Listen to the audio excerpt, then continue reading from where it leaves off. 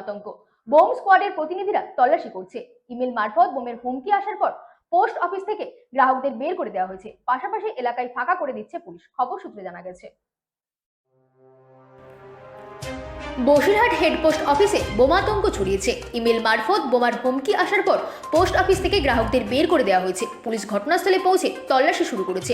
প্রায় 2 ঘন্টা তল্লাশির পর বোম স্কোয়াডের প্রতিনিধি ও বসিরহাট থানার police Basirhat head post office থেকে বেরিয়ে যান। তারা কিছুই বলেননি।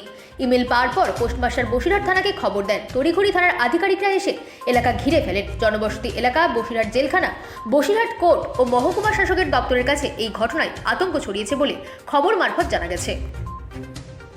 Bureau report, রাতদিন news network.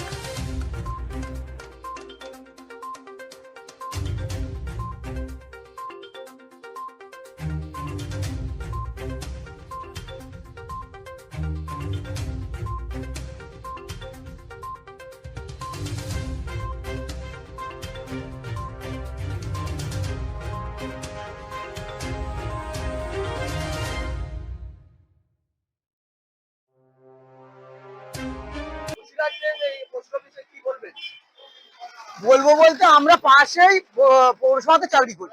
পৌরসভায় জানতে পারলাম বসিরহাটে পোস্ট অফিসের মধ্যে নাকি বোমা রাখা হয়েছে, সেটা নাকি একটা ইমেল এসেছে। সেই ইমেল থেকেই নাকি সংবাদটা ছড়িয়েছে। আমরা এখন সবাই আতঙ্কের মধ্যে পড়েছি, বিশেষ করে পাশে জেলখানা, তার পাশে কোর্ট, এদিকে পৌরসভা। মানুষজন একদম ইতস্তত বোধ করছে, সবাই ভয়ে ভীত।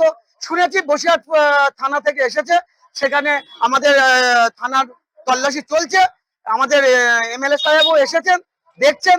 প্রত্যেকটা মানুষ এখন আতঙ্কে ভুগছে। আমাদের পোস্ট অফিসের যদি কিছু হয়, এই পাশে সবকিছু রয়েছে, তাহলে কোথায় বসিরহাটটাই তো একদম মানে একদম শেষ হয়ে যাবে। বসিরহাট বলে তো আর কিছু থাকবেই না। তাহলে আমরা কোথায় বাস করছি?